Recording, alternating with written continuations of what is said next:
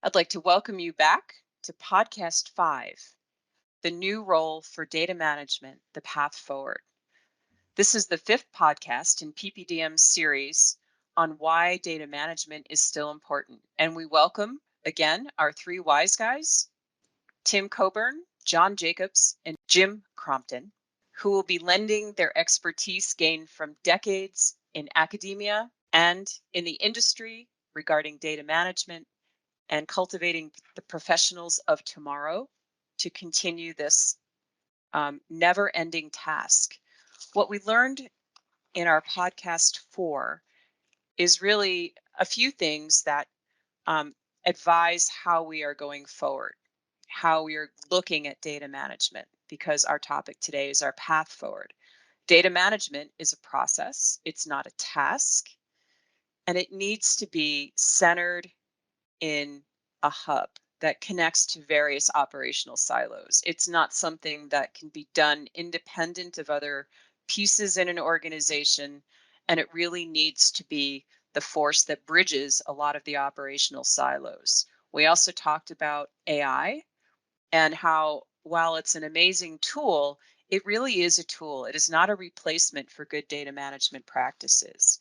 And to build on that today, we'll be looking at what's in store for us as we move forward.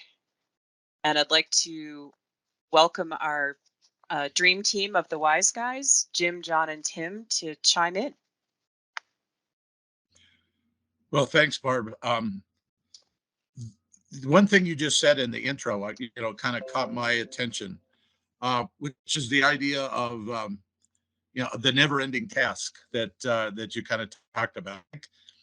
In a sense, one way of looking at that is drudgery. Is oh my God, we got to keep doing this stuff. It's the negative view of what I think really should be an exciting contribution to the rest of that idea of that connective hub, that idea of the champion of the standards, the way to bring trusted data to the engineering and data science sort of activities.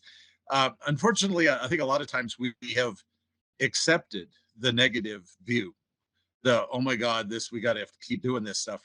Why can't we just fix it? It's a way into just a project, sort of thing. The things that we've talked about before, but we need to pump some importance to the role as it goes forward. So let me just start with just a short vignette that I think is popular these days in terms of where management thinks the role of data management should be.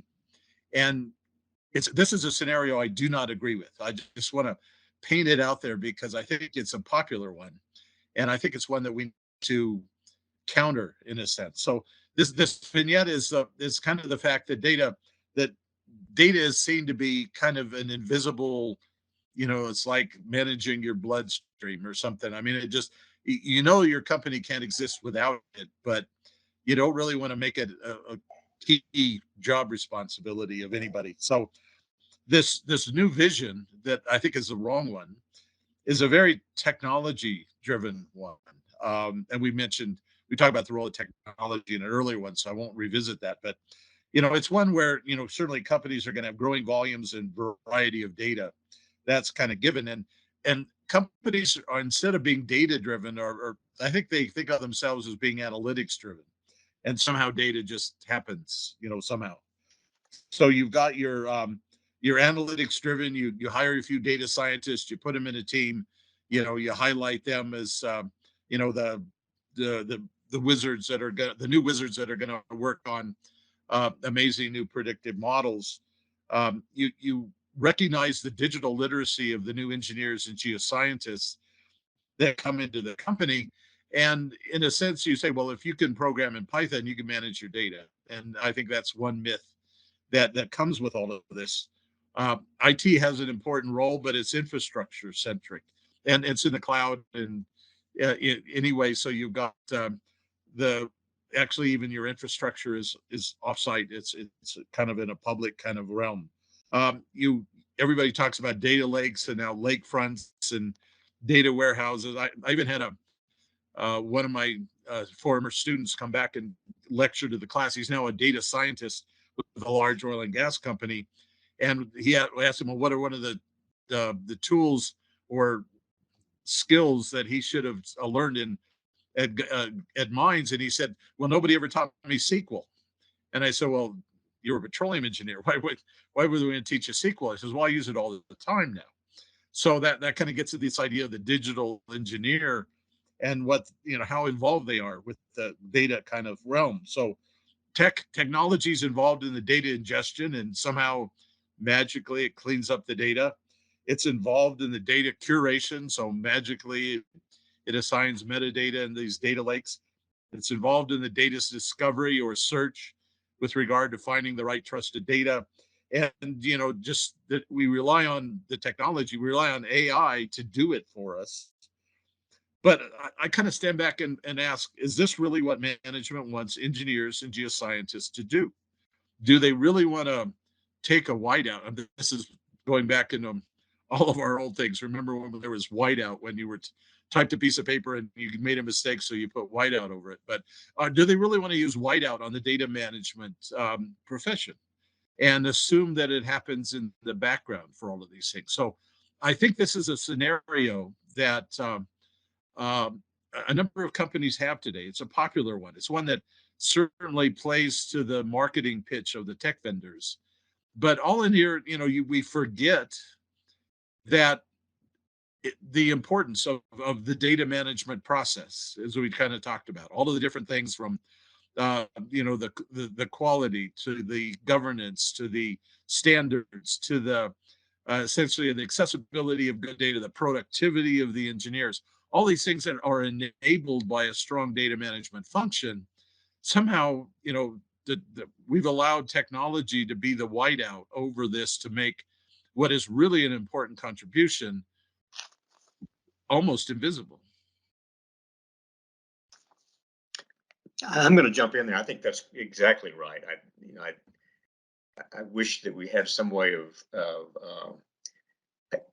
I guess I see the issue as being sort of at the top of the organizational chart of the pyramid is that those in charge, the executive leadership, have been sort of sold a bill of goods that if they buy more computing equipment, that'll solve the problem, that will address the problem.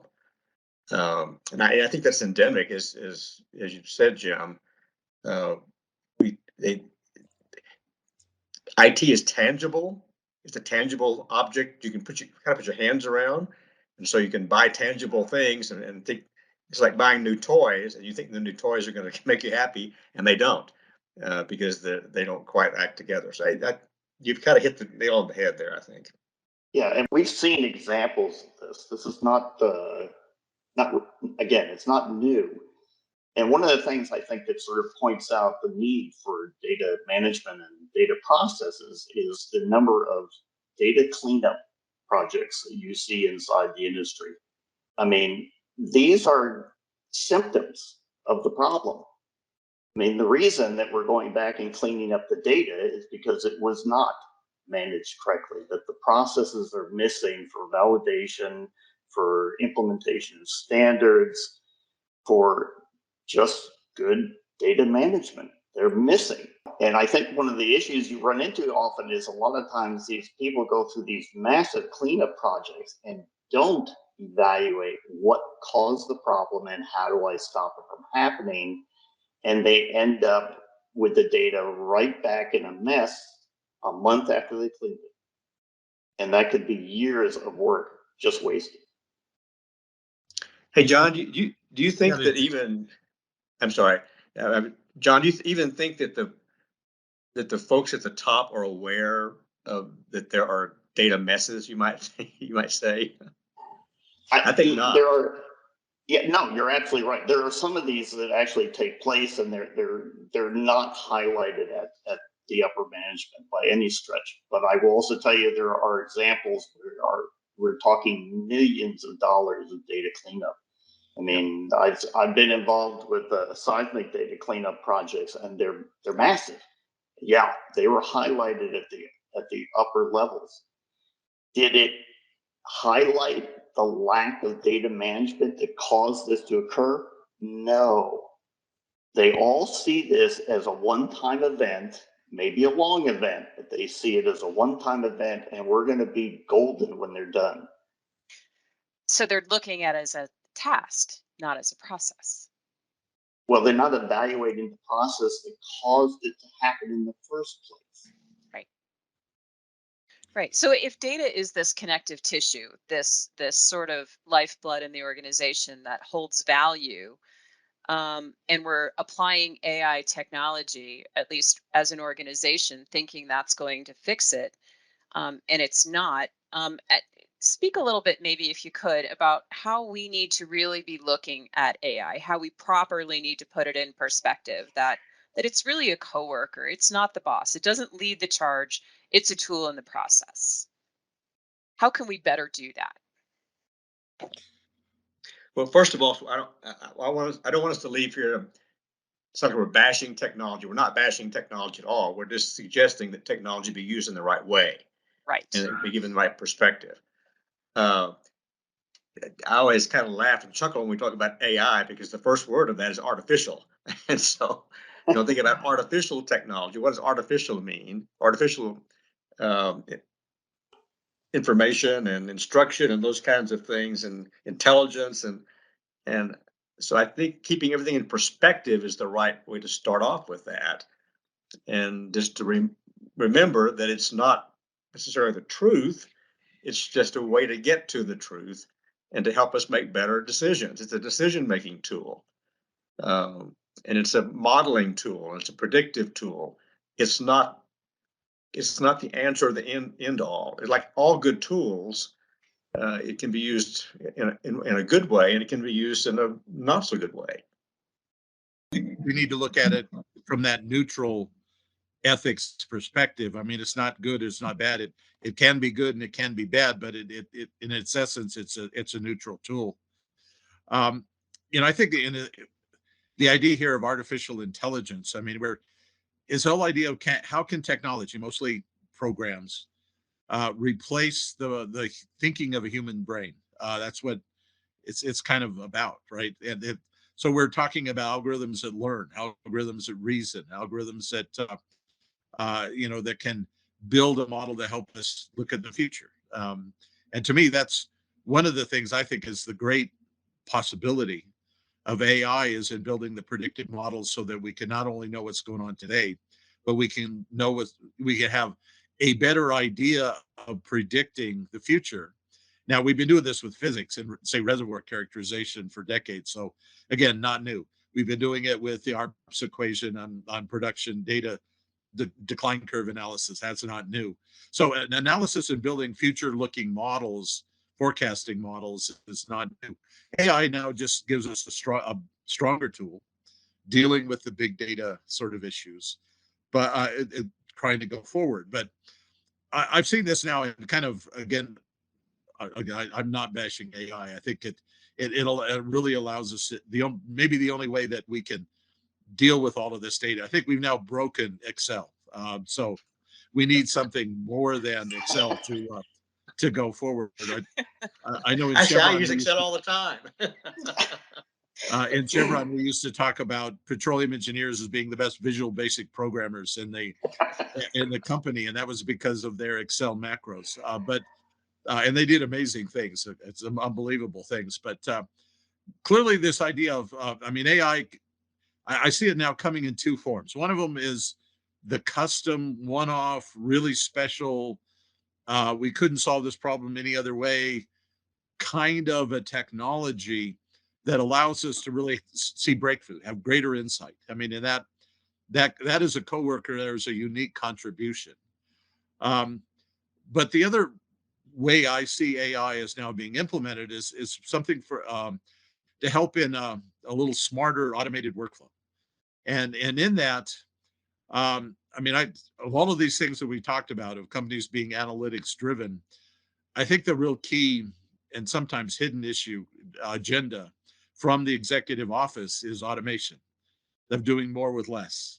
Right. And then we want to do more in terms of predicting these performance of the unconventional reservoirs per se, or the predictive maintenance on critical equipment, or whatever some of the kind of major applications are. But if we want to figure out a model, we want to slip it into the workflow, and so this stuff just happens automatically, and so workers don't have to think about it. And and some of that is good. Clearly, we're now even in an industry that's being asked to grow its production, but with less people, and even sometimes it's hard to find the people because over the last decade we've had 2 or 3 downturns, and we've really taken a whack at the staffing models that we've had. So this idea of automated using AI as an automated way, and again, it kind of then blends into the background. We don't know. We don't think about what it's really doing. We don't think about the data that we have used to train that model. I like John's point about these projects where we're doing data cleanup. First of all, the fact that it's a project meant you didn't have the process that was going into place. But second of all, it really raises an important point for me that information has a shelf life. And that's what leads to some of the data messes, that Tim was talking about. The data, it may be right today, but then our context changes, our perspective changes, maybe our problem changes. And maybe we were trying to deal with low oil prices before, now we're trying to deal with high oil prices. Maybe we're trying to deal with conventional reservoirs, now we're dealing with unconventional reservoirs or something. But this whole idea that information needs to be kept fresh, and if it's left on the shelf for too long, ignored, not kind of updated, or data enrichment sort of processes around it, which the data steward data management process should do, so that's ready for the next problem, then all of a sudden it spoils. And that, when it's on the shelf, it's on a data warehouse, it is managed, but it's no longer has the modern context that you need. So again, back to the idea of this dynamic process, the data management isn't just one and done. It is ongoing, and it's not just a terrible thing that we have to put up with. That it is an exciting way to keep us on our toes. I think the thing that we have to recognize, I think Jim is alluding to this strongly, is the fact that I don't care whether you're talking about human intelligence or artificial intelligence. The fact is that data is feeding the requirements for it to make decisions. Whether it's wetware or artificial intelligence or system learning or machine language, the fact is they're all feeding off the data. If the data is not in good shape or hasn't been refreshed, as Jim puts it, to meet the requirements, you're not going to get good answers. Right. So that's going to take people who have that domain experience. The domain experts out there are not necessarily the experts on the data science or the petroleum engineering side. They're people with specific blends of skills and experience to partner with the AI to understand and feed the AI only the data that really has value, that's been cleaned up, trusted, and refreshed, and has gone through that cycle so that we know we can make decisions off it using the tool that AI is, instead of telling AI to tell us about the data. Is the data good? AI doesn't know. AI pulls in whatever we feed into it. So we need our domain experts out there to do this. And Barb, I think there's still, I'm sorry to chime in here, but I think there still is a disconnect. We're getting better, but there still is a disconnect between the subject matter experts and the techies, you might say, Agreed. and the IT stuff. Uh, we have to somehow educate ourselves better along these lines, so that the subject matter expertise gets integrated more clearly with the technical expertise in order to make it work as we move along here. So let's talk about standards. When we look at our data, and we say from the upper levels of the company all the way through all of the silos and our data management hub, how do we know that the data is good? What are our standards? And how should we be deploying those standards around the company as, to avoid the scenario John described where we're in a constant data cleanup mode? How will those standards help us and how can we deploy those better? Well, to me, I mean, this is an age-old question. Obviously, not the first time we've that someone has kind of asked that question. First of all, I think, to me, standards have to be built into the process. Data that comes into the company need to be referred against the standards and maybe transformed at the ingestion stage. Standards need to be dynamic because things do tend to change as we go through this. But standards are the way that we talk to each other because we do come from different technical disciplines which have specific tribal languages. We do come from different assets that we're trying to manage, which may have very specific issues around back to what data is important.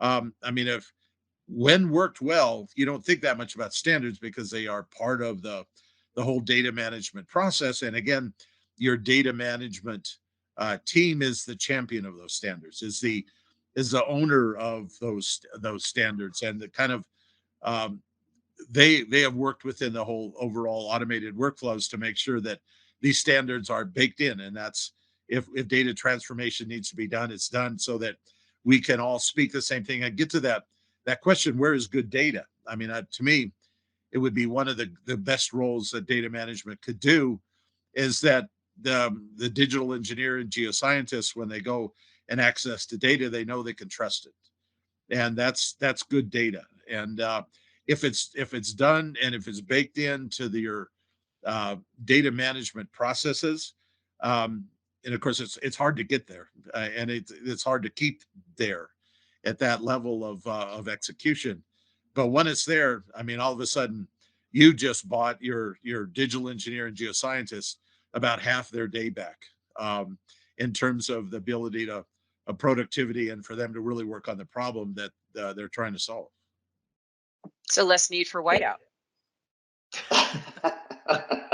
So, so, let me circle back around to something that Jim said, and it was important in this realm. He said that, I'm paraphrasing, that we tend to tell people they can learn Python, they'll solve the problem. So if we take, and a lot of our younger geoscientists and engineers are being told today they should learn Python, or you can plug in R or Java, what you want to put in there, but Python is the kind of the thing of today. So they learn Python and then they don't learn about standards, and there's a total disconnect. They think they've solved the problem by learning Python, and they're nowhere. They have to go back and relearn all this stuff about standards, and there's something totally missing there in that educational process. Tim, can you give us an example of a standard that you think is really important that you would love our young data managers to learn? Well, as Jim said, it's a little bit, we talk about standards from the PPDM side, obviously, but there's also standards within the organization. There are business rules. I'm not sure I'm going to point to one specific here, but of course, we as from PPDM side talk about what is a well, what is not a well, those kinds of things, and those crop up all the time. And I think a young individual coming out of school, at the 4-year college degree, and have spent some time talking about geology engineering, probably were never taught what is a well. I mean, he talked about a sidetrack, we've talked about an initial spud, but they never think about what happens when you take that designation and they're going to move to another company. It might be defined differently somehow, or a different from one state to the other might be defined differently. So that's a very simple idea, but I think that when we train individuals at the undergraduate level, even the graduate level, we don't have space to teach them those kind of things. They learn Python, but they don't learn those kind of things, and that's where the disconnect is. Well, I can say my students get a 45-minute lecture on data standards. Yeah, that doesn't mean they'll ever remember it, but they had at least 45 minutes of it. Yeah. But they probably had 8 hours of Python programming, so that kind of shows the different emphasis. Yeah, I think I spent maybe 30 minutes on standards last week in the class. That's all they're going to get. So that's unfortunate. And I think one of the things, if I can jump in, one of the things I think people miss, or that standards brings to the table, is standards help us break down the silos between the disciplines. It's interoperability inside the company and with our partners. If we are all working, I mean, it's like the Tower of Babel. If we're all speaking different languages, you're never going to get anything built. It's standards that allow us to communicate across our disciplines and with our partners so that they all understand exactly what it is we're trying to do. And this is, to me, standards is what feeds interoperability. You have no standards, you have a very difficult time. It's an interesting conundrum we have here, because Joey coming out of Texas A&M, I'm being just kind of picking up something here. They have no clue about interoperability, and they have no clue about they don't know what they're going to they're going to go work for Chevron. Well, they don't know anything about what happens at BP. They haven't had that experience yet. They haven't had to share those things across those boundaries. And we as educators and professionals haven't yet cracked that nut about how to teach them that. Until they get actually on the work job experience, they don't get it. It's hard. Tim, to your point, I mean, you're exactly right. I mean, but I'm not sure how you can teach this, because the fact is, it's experience. Yeah, I mean, it is. Unfortunately, most of us have to get a bloody nose before we realize, oh my God, I should have done that differently. My geologists had no clue what I was talking about, because I was using geophysical language and they're clueless on what that is. Yeah, right? So I think this podcast we're talking about, these things we're saying, ought to be replayed in every classroom for every junior and who's pursuing a degree in geoscience. They ought to hear that from somebody before they get out there. See, even the fact that we now talk about geoscience. I mean, when I was starting out, there was a distinct difference between a geologist and a geophysicist. Yeah. Okay. And I won't go into all the jokes, but the fact is that silo was almost encouraged. Now, over time, we start to see the evolution of the geoscientist, which has more of a rounded background. They understand a lot more about each other's disciplines. Now, if we can just get to the point where we don't have any of these silos, and maybe between the engineers and the geoscientists, maybe that's the last hurdle. I don't know. The fact is, I think we still have a lot of issues just between the IT requirements and business requirements. Those have a tendency even to break down. And I think a lot of it goes back to the lack of common language and standards. The work that the PPDM has done around what is a well has gone a long way, but does everybody understand that? Do the engineers really understand what the difference is between a well that they're referring to and a well that a geologist or a geophysicist is talking about? Not yet. But the fact is, at least we have a standard we can hold our hands on and say, this is what we should all be talking about. This is a well. Right. So we're looking at standards in a variety of ways. You guys have talked about them as being the basis for communication protocols in technology, in interpersonal conversation, in data quality and business rules. So the standard ways that we look at our industry and the way we talk about material operational processes in our industry is super important. And I guess another thing you guys have been alluding to is this cooperation across disciplines. So this ideal dream analytics team we're thinking about, we know we need data folks, we need data scientists, data managers, we need the folks with domain expertise, and also the data engineers who can help us work with the AI, the tools, the amazing power of these tools we have to evaluate that data. So this dream team involves an experienced data manager. So how exactly, what does our path forward look like in data management? How are we going to encourage the formation of these dream teams? How as an industry can we, encourage cooperation like this? Well, this is one part of the podcast I don't want shown in my classroom because I give this question on my midterm exam, and I don't want them cheating. But I do talk about this dream team, and and it seems that one part of this is already sunk in. I mean, so I give the lecture, I talk about the three roles, I talk about then even project management and change management and visualization of data and different things that this team needs to be very good at. um, and then I ask the question of I just turn around and ask the question, what is your ideal dream team?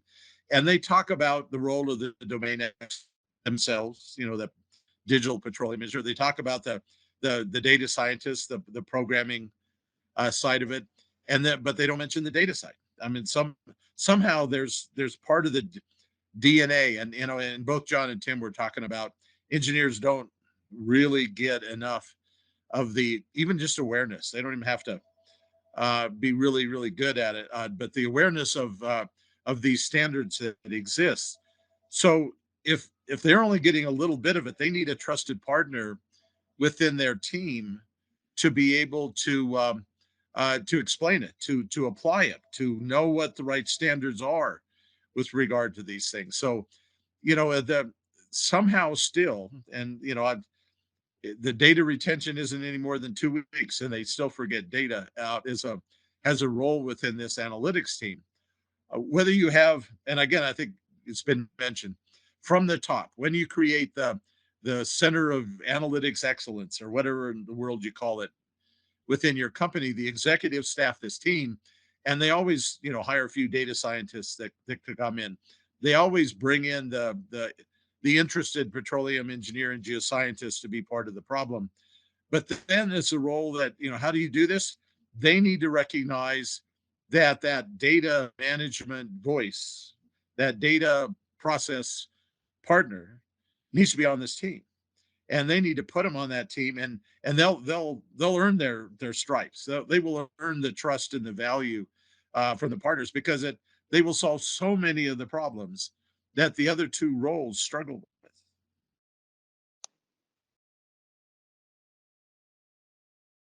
Yeah, I think one of the keys here is that the data management, a good data management person has the ability to communicate across a lot of these disciplines and to understand the requirements, so that what they really bring to the table is the ability to look at the needs and feed them, or at least evaluate the data they need based upon those requirements. I mean, to me, this is what's really key to them. They can evaluate the quality of that information or build new processes to improve the quality of that information, because they understand what these disciplines are actually requiring. And it's that communication and ability to interpret exactly what the needs are across these disciplines that I think a good data management individual brings. And to loop John's point back to AI, I mean, so you've got a problem. Well, the domain expert, the petroleum engineer, defines the problem. The data scientist is going to write the cool Python script, but it's the data management voice that brings the right data to the structured learning process for your Python model, your artificial neural net model, so that it reduces it down, to just the right elements, so that you don't have spurious correlations. That role of bringing the right data to the structured learning process is key from the very beginning. And if you don't do that, you'll be struggling with some wild, um, you know, Python code that occasionally produces really insane results, maybe biased results, because you didn't train it right. And that data voice, the data management voice, needs to be at the beginning when you train the model. Exactly. Absolutely. I've always sort of talked about it from a spoke and hub kind of perspective. Um, I think that someone who understands data and has some technical background at the middle and is willing to be at the hub, can work wonders. That person has to be a great collaborator and a great communicator, and be willing to have a thick skin, because you're dealing with people from various disciplines who think they own the data, they, back and forth. But a skilled person at the center can really work wonders on projects and processes and organizations, because they can communicate and they can collaborate. Exactly. That's what I've always seen work successfully. And if you want to Excellent. keep going with the communications topology analogy, the ideal case is spoken hub. What we have today in a lot of cases is a mesh network where everybody's Mhm. trying to communicate with everybody else, doing a little Yep. bit of the job, and but it's a pretty inefficient way of doing it. Yep. Yep. Right. So we've talked a lot about communication, interpreting information between the spokes in the hub. So having that person, that role in the hub, whether it's one person or a team, is critical to getting this right, to being able to train algorithms, define properly what we're evaluating and the processes we're using to do so. Um, you know, I I just want to I want to close with, and I'll give you guys a chance to add your last thoughts on this, that there really is still a role for experienced data managers out there. And I'll caveat that with, even if you have just fired your last one, because it's time for those folks to come back. We need you now. And, with everything going on in the world, it is important that we have access to good information to make decisions quickly. Well, you need to bring them back, and even if the first step is through some sort of consultancy to help, because that's where maybe the data management ran to when you fired him. But you need to bring them back, and you need to make a consistent commitment to growing that discipline and emphasize discipline within your company so that you can avoid the recurring nightmares that John was talking about in terms of data cleanup projects, and or when a merger happens or whatever, with the big events, the big projects that we have in data management. But I mean, those happen, those are real, you got to deal with those. But then you want the smooth running commitment too, and that's when you can't forget, you can't use the whiteout, you can't make them the rest of it invisible, you have to make it an important voice. And it really has to be a part of your investment in productivity. Some people say, well, I got to cut, I got to reduce staff, I'll cut these guys out because I don't think they're that important or I don't know what they do. The real answer is, if you want to improve the doing more with less, you need to have a one of these processes where your engineers are actually not spending half their time on data challenges. They are actually doing the analytics. That will get you the productivity gain you want. It's not by cutting data management, it's by investing in it. Exactly. So, with that, I'd like to thank everyone who's joined us for this podcast today. We appreciate that you're excited and interested about this topic. And we invite you to join us for podcast 6 coming up. Our topic will be digitization is not digitalization. So, to continue the conversation, we invite you to contact us with your thoughts and ideas on this. Give us some feedback. If there's things you really would love us to cover, please do provide us your feedback. And keep up the good work in the industry and your interest and attention to good data management. Thank you for joining us.